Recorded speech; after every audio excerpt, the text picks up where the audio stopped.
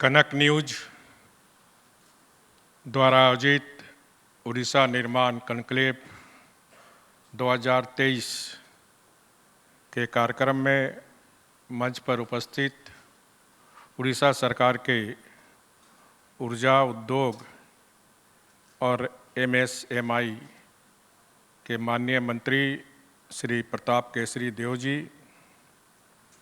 संवाद के युवा संपादक सुश्री तनिया पटनायक जी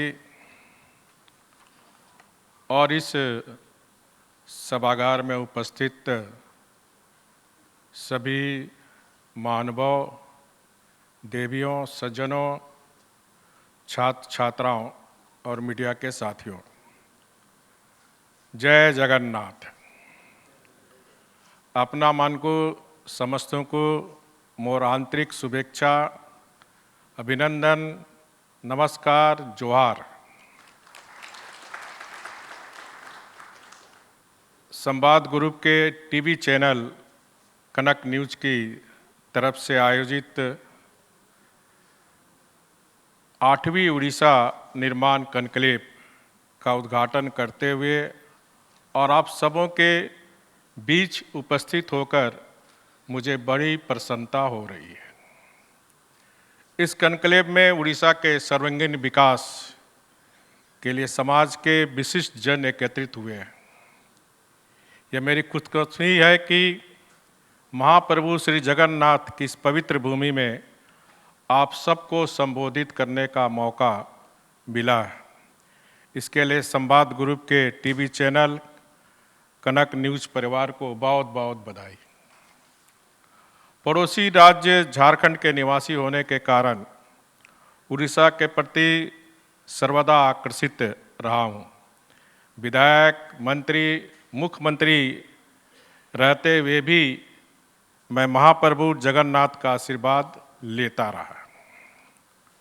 जगन्नाथ महाप्रभु की संस्कृति मुझे प्रभावित की है, क्योंकि यहाँ सदियों से अनेक संतों, विद्वानों, ज्ञानी, गुणी व्यक्ति आकर महाप्रभु श्री जगन्नाथ के आशीर्वाद लेकर अपने जीवन सार्थक बनाए। उड़ीसा का अतीत, कलिंगा, उत्कल, इसकी कला, संस्कृति और परंपरा का एक ऐतिहासिक स्वतंत्र पहचान है। उत्कल की कृषि, नौ वाणिज्य, हस्तकला, कुटीर शिल्प और सामरिक शक्ति कभी उत्कल को विकास की नई ऊंचाई पर पहुंचाई थी। एशिया के कई देशों में होने वाली उत्कलीय संस्कृति का चित्र और उड़ीसा के विशाल कलाकृति पूर्ण मंदिरों का एक गरिमय इतिहास का मुख्य साक्षी के रूप में आज भी विद्यमान है। उड़ीसा का अतीत वास्तव में गौरवमय रहा है। वर्तमान की स्थिति को देखें तो उड़ीसा में विकास की अपार संभावना है। भरपूर प्राकृतिक संसाधन से यह राज्य विकसित राज्य की श्रेणी में आ सकता है। हम उसका सही इस्तेमाल कर समृद्धि की तरफ बढ़ सकते हैं। उद्योग अधिक से अधिक लगे, इसके लिए नीति और नियत स्पष्ट होनी चाहिए। निवेश वहीं जाएगा जहां प्रक्रिया सरल, निर्णय त्वरित हो और व्यवस्था पारदर्शी हो, ट्रांसपेरेंसी हो। क्योंकि मैं भी झारखंड में मुख्यमंत्री था, तो मैंने भी मोमेंटम झारखंड, जिसमें वर्ल्ड के 23 देश शामिल हुए थे और हजारों करोड़ रुपए निवेश हुए हैं। अगर राज्य का हमें विकास करना तो कृषि के साथ साथ इंडस्ट्रियलाइजेशन स्टेट का बहुत जरूरी है, औद्योगिकरण बहुत जरूरी है। तो उद्योग, कोई भी निवेशक निवेश वहीं करता जहां कानून व्यवस्था की स्थिति अच्छी हो, वातावरण, माहौल हो, ट्रांसपेरेंसी, गवर्नमेंट रहे, शासन ट्रांसपेरेंसी रहे, सिंगल विंडो सिस्टम रहे, तभी जाके कोई निवेशक निवेश करता है। उद्योग के साथ साथ उड़ीसा में और 4 बातों पर हमको विशेष जोर देना होगा। पहला, एग्रीकल्चर। एग्रीकल्चर का भी 2 कंपोनेंट है। एग्रीकल्चर के साथ साथ पशुधन, एग्रीकल्चर में भी हमने एग्रीकल्चर वर्ल्ड समिट भी की थी, क्योंकि हमें अपने किसान को कम लागत पर अधिक उत्पादन हो और इसके लिए किसान आधुनिक टेक्नोलॉजी का उपयोग करे और इसको ध्यान में रखकर हमें हमारे किसान अधिक से अधिक आधुनिक टेक्नोलॉजी का उपयोग करें। और हमने झारखंड में प्रति वर्ष 100 किसान को इजराइल भेजते थे, जिसमें 50 महिलाएं रहती थी, आदिवासी महिलाएं, ताकि वहां जाकर देखकर हमारे राज्य में आधुनिक कृषि हो। पर ड्रॉप, जो इजराइल एक रेगिस्तान जैसा प्रदेश है, उसके बाद भी वहाँ खेती अच्छी होती है, तो प्रति बूंद फसल ज़्यादा। तो ये इस तरफ भी हमें एग्रीकल्चर में ध्यान देने की ज़रूरत है। ऑर्गेनिक खेती पर हमें ध्यान देने की ज़रूरत है कि ऑर्गेनिक के सामान का पूरे वर्ल्ड में बहुत डिमांड है। दूसरा क्षेत्र हुआ निर्माण का। निर्माण के क्षेत्र में भी हमें ज़्यादा फोकस करने की ज़रूरत है। तीसरा है सेवा क्षेत्र, आईटी। सबसे ज़्यादा आज रोजगार अगर कहीं मिलेगा तो आईटी के क्षेत्र में, तो हमें इस क्षेत्र पर भी फोकस करने की ज़रूरत है। और चौथा है टूरिज्म, पर्यटन क्षेत्र। पर्यटन किसी भी राज्य की अर्थव्यवस्था में अहम रोल अदा कर सकता है और हमारे राज्य में उड़ीसा में भी पर्यटन की अपार संभावना है। पर्यटक स्थल को विकसित करने की ज़रूरत है। सड़क, बिजली, पानी और परिवहन जैसी प्राथमिकता सैलानियों के लिए, टूरिस्ट के लिए अगर हम बनाएंगे तो उनके लिए राह आसान होती है। पर्यटन क्षेत्र में इंफ्रास्ट्रक्चर पर भी विशेष ध्यान देने की ज़रूरत है, क्योंकि विकसित पर्यटन बड़ी संख्या में सिर्फ रोजगार ही नहीं देती है, बल्कि राज्य और देश को विदेशी मुद्रा भी प्रदान करती है। दूसरा, अगर हमें उड़ीसा राज्य को आगे ले जाना है तो इस राज्य की महिला शक्ति, नारी शक्ति को भी हमें आगे ले जाना होगा। बिना महिला नारी शक्ति के ना राज्य आगे बढ़ सकता है, ना देश आगे बढ़ सकता है, क्योंकि राज्य और देश को आगे बढ़ाने में महिलाओं का बहुत बड़ा योगदान है। आधी आबादी को समाज जब तक अपनी उसकी हक नहीं देगा, तब तक चाहे राज्य हो, देश आगे नहीं बढ़ सकता। आज कोई भी क्षेत्र देखिए, जहां भी लड़कियों को अवसर मिला है, बहनों को अवसर मिला है, पुरुषों से 2 कदम आगे बढ़ निकल रही है। इस सच्चाई को हमें स्वीकार करना होगा। एक परिवार के नाते, एक परिवार की व्यवस्था के नाते हमें सबसे पहले इस कार्य के लिए आगे बढ़ना होगा। माननीय प्रधानमंत्री आदरणीय मोदी जी की नीतियों के कारण आज नारी शक्ति हर सेक्टर में अभिमान बनकर उभर रही है।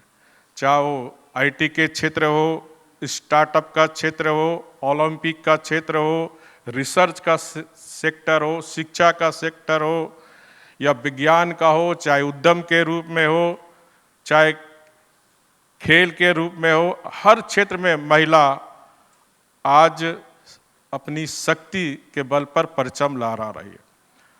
आज के नए भारत में हम देख रहे हैं, पंचायत भवन से लेकर राष्ट्रपति भवन तक नारी शक्ति का परचम लहरा है।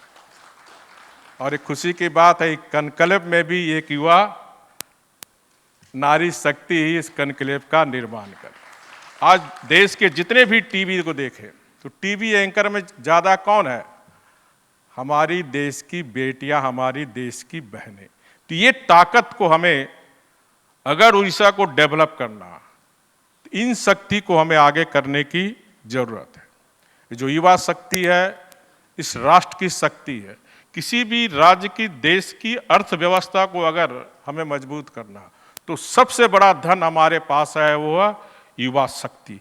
तो इस युवा शक्ति का सपनों का साकार करना, उसको नौकरी देना, उसके हाथ में स्किल देना, उसको रोजगार देना, या सरिया हमारी प्राथमिकता होनी चाहिए। राष्ट्र के निर्माण में शिक्षा की सबसे बड़ी अहमियत भूमिका है। 2020 में माननीय प्रधानमंत्री जी ने शिक्षा नीति लागू की है। इसको लागू करने के लिए विश्वविद्यालय, कॉलेज को चरणबद्ध तरीके से नीति बनानी होगी। स्कूलों में गुणवत्ता युक्त शिक्षा हो। वैसे भी भुवनेश्वर ईस्टर्न रीजन के एजुकेशन हब कहलाता है। हमें अपनी यूनिवर्सिटी को विश्व स्तरीय यूनिवर्सिटी, कॉलेजों को बनाने की उड़ीसा में जरूरत है। हमें संतुलित विकास के काम को भी आगे बढ़ाना होगा। भाइयों और बहनों, मैं आपसे एक पूछना चाहता हूं, कोई एक जिला अगर आगे बढ़ेगा तो उड़ीसा आगे बढ़ेगा? नहीं बढ़ेगा। सभी जिलों में प्रगति होनी चाहिए, तभी उड़ीसा आगे बढ़ेगा। हमें गांव के विकास पर भी जोर देना है। क्या हम गांव के अंदर ग्राम उद्योग का जाल बिछाकर हम बदलाव नहीं ला सकते हैं?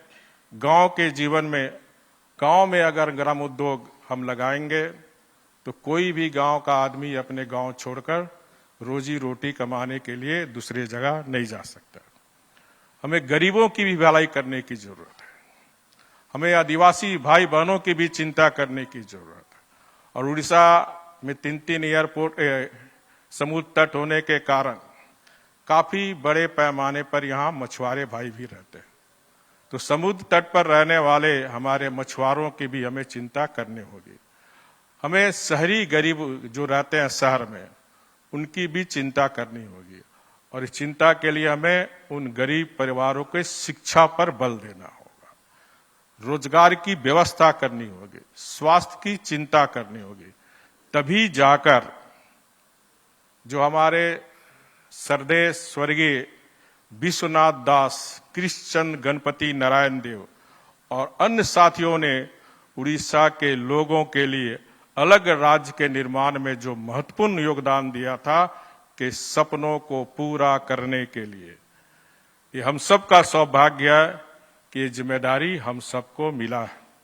चाहे वो केंद्र सरकार हो, राज्य सरकार हो और उड़ीसा की जनता, हम सब मिलकर पूरा करने में, इस उड़ीसा का सर्वांगीण विकास करने में पूरा कोई कसर हम ना छोड़े, ये हमारी प्राथमिकता होनी चाहिए। और मुझे लगता है इसी उद्देश्य से उड़ीसा निर्माण कॉन्क्लेव प्रत्येक भागीदारियों को एकजुट करते हुए अपने अपने क्षेत्र में होने वाली संभावनाओं, सुविधाओं और चुनौतियों का विचार कर एक सुंदर, हरियाली और विकसित उड़ीसा निर्माण करने में अपनी भूमिका निभाते हुए इस कॉन्क्लेव का आयोजन किया है। कॉन्क्लेव न्यूज के 8वीं उड़ीसा निर्माण कॉन्क्लेव की सफलता की कामना करते हुए मैं अपनी बात को समाप्त करता हूं। वंदे उत्कल जननी। जय हिंद।